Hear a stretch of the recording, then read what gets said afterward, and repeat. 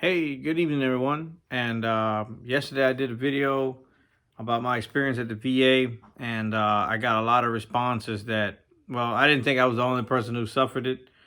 The poor service you get at the VA and the way they handle us who have PTSD or who have served and gone to combat.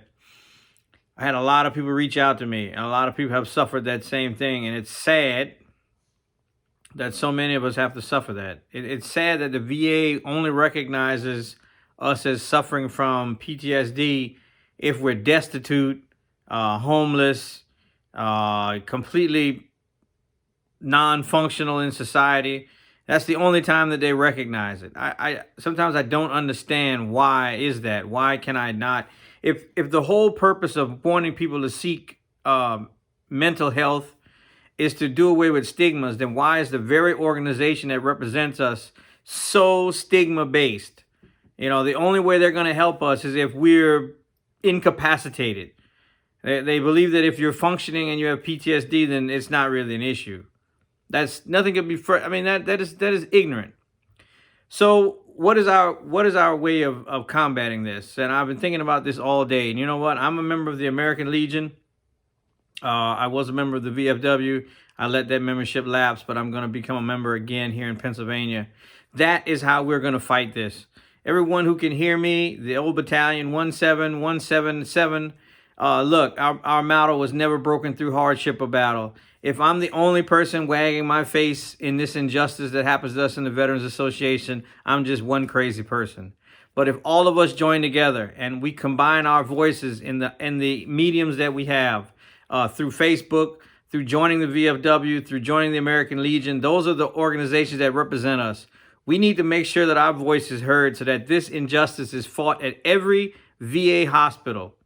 Not just the big ones, not just the ones that all the famous people go to, even the little clinics, the small clinics. So many of my fellow veterans I see are now VSO representatives, and that's what I'm talking about. That's what we need to do.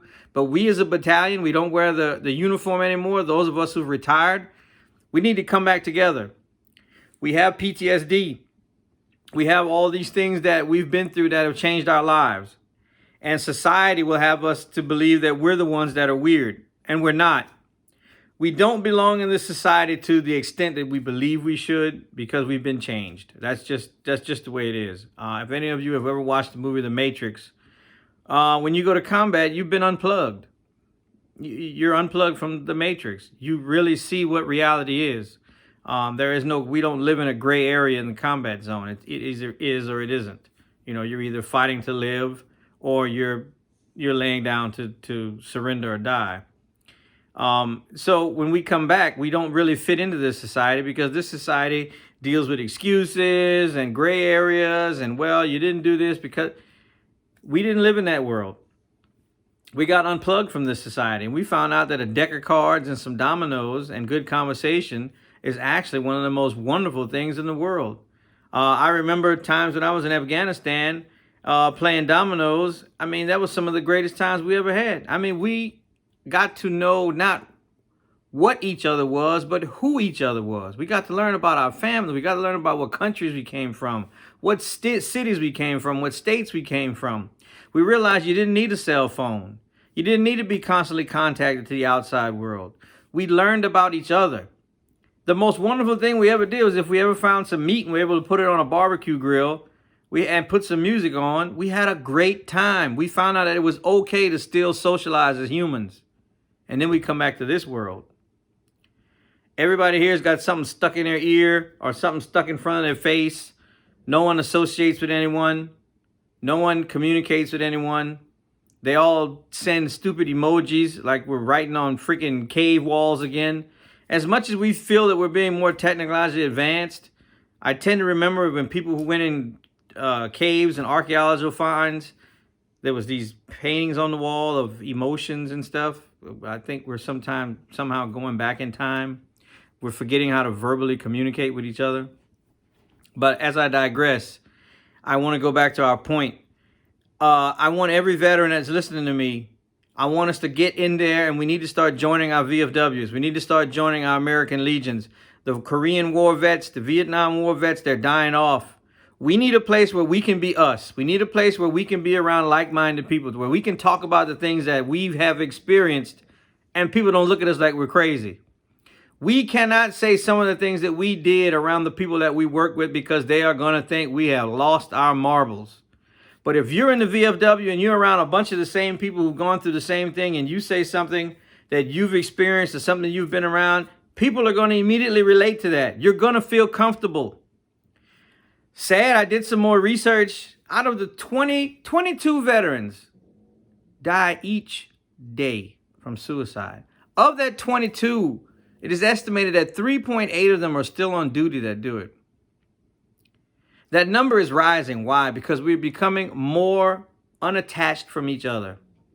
The Sergeant Major of the Army, which so many of us served with, Sergeant Major Grinston, he was a smoke, platoon sergeant, first sergeant, and became the Sergeant Major. We all know him. He's made it. He's from our fold, and he's made it to the very top. So that says something about those of us who served in 17 and 177. We're a pretty good group. One of our own made it to the top of the hill, and I think that's something to be proud of.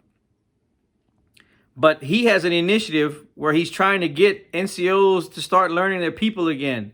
Even he realizes that this is a problem. And it is a problem. It's not only a problem for those who are in the Army, it's a problem for those of us who are retired. We don't talk to each other anymore. I'm guilty of that too. And I'm using this medium to reach out. And I would like to thank Sergeant Major Retired Sanders for telling me that this is something that should happen. I mean, people have been IMing me and people have been hitting me up throughout the day. And Sergeant Major Patton, good to see you. A lot of the guys, hey, Sergeant Hall, you keep your head up, man. It's going to be all right. I love you, brother. I miss you guys. And then we all went back to back to back combat. We became a family, a 900-member family. Crazy as that may sound, of all different races, shapes, sizes, and colors. Some of us are closer to each other than we are to some members of our own family. Crazy. But we suffer because we are alienating ourselves because we're trying to fit into a society that doesn't understand us. We realize that it's better to get to know each other than it is to know the things and all this other crap around you. And we're not going to fit in. We're not. We have to find our like-minded people. And the only way we're going to do that is by joining our VFWs and our American Legions, making our voices heard, sharing our experiences around people that understand us. Yes, I'm not saying don't take your meds if you're on them. I'm not saying go see your counselors if you have to see your counselors. But some of those people they're going to just follow what's in their book or whatever they learned in school. They don't know what you've been through. They don't know what it's like to lose an arm. They don't know what it's like to see someone blown into pieces. They don't know what that's like. They can say all day long that their psychological degrees show them that you have some aspect of, that's great. Just long as it helps me with my disability pay, fine. But as far as having someone who understands you, you need to be around us. We all need to be around each other. So with that, I want to say, look, I want everyone who can hear me, I want you to join the VFW, American Legion. Show me your card. Let us know that you're a member. Let us know where you're at. Let's fill our VFWs again. Let's fill them up. Let's start having our domino and card games and playing spades and talking smack and cooking in our VFWs and inviting our fellow veterans. And let's get out there and let's start doing something for our homeless veterans too. Let's start bringing them back home. Through hardship or battle, we're never broken. We always say we'll never leave a comrade on the battlefield. And that just doesn't go for the Army. I got friends who served in the Marine Corps as well. Navy, Air Force, Coast Guard. I don't care. As long as you're a veteran, you served, you went to combat, we need to reach out. We need to find those that are left out on the battlefield. There's homeless veterans. There's people living on the street who served under the same flag we served under, who fought, who suffer just like we do. And all the VA wants to do is medicate us and turn us into potted plants and wait for us to die so they don't have to worry about us. No, we're not terracotta soldiers. We're not going to be just quietly placed back in a box to just disappear. It's time for us to let our voice be heard and demand the rights and demand the right service that we deserve as veterans. We signed on the dotted line to give our lives in service of this country. The least they can do is give us decent service and decent health care when we come home. That's the least they can do. And as long as we stay silent, they're continuing to give us crappy service.